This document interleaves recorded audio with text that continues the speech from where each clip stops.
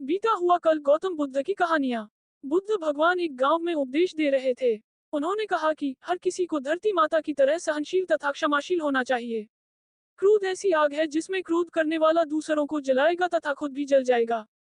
सभा में सभी शांति से बुद्ध की वाणी सुन रहे थे, लेकिन वहां स्वभाव से ही अतिक्रोधी एक ऐसा व्यक्ति भी बैठा हुआ था जिसे ये सारी बातें बेतुकी लग रही थी। वह कुछ देर ये सब सुनता रहा, फिर अचानक ही आग बबूला होकर बोलने लगा, तुम पाखंडी हो। बड़ी बड़ी बातें करना यही तुम्हारा काम है। तुम लोगों को भ्रमित कर रहे हो। तुम्हारी ये बातें आज के समय में कोई मायने नहीं रखती।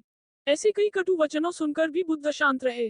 अपनी बातों से ना तो वह दुखी हुए, ना ही कोई प्रतिक्रिया की। ये देखकर वह व्यक्ति और भी क्रोधित हो गया और उसने बुद्ध के मुंह पर थूककर वहां से चला गया।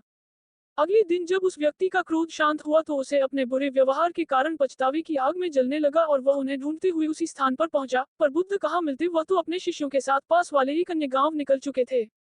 व्यक्ति ने बुद्ध के बारे में लोगों से पूछा और ढूंढते ढूंढते जहां बुद्ध प्रवचन दे रहे थे वहां पहुंच गया। उन्हें देखते ही वह उनके चरणों में गिर पड़ा और बोला, मुझे क्षमा कीजिए प्रभु।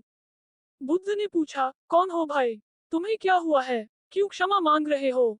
उसने कहा, क्या आप भूल गए, मैं वही हूँ जिसने कल आपके साथ बहुत बुरा व्यवहार किया था। मैं शर्मिंदा हूँ। मैं मेरी दुष्ट आचरण की क्षमायाचना करने आया हूँ। भगवान बुद्ध ने प्रेम पूर्वक कहा, बीता हुआ कल तो मैं वही छोड़कर आया गया और तुम अभी भी वही अटके हुए हो। तुम्हें अपनी गलती का आभास हो गया, तुमने पश्चाताप कर लिया, तुम निर्मल हो चुके हो, अब तुम आज में प्रवेश करो। बुरी बातें तथा बुरी घटनाएं याद करते रहने से वर्तमान और भविष्य दोनों बिगड़ते जाते हैं।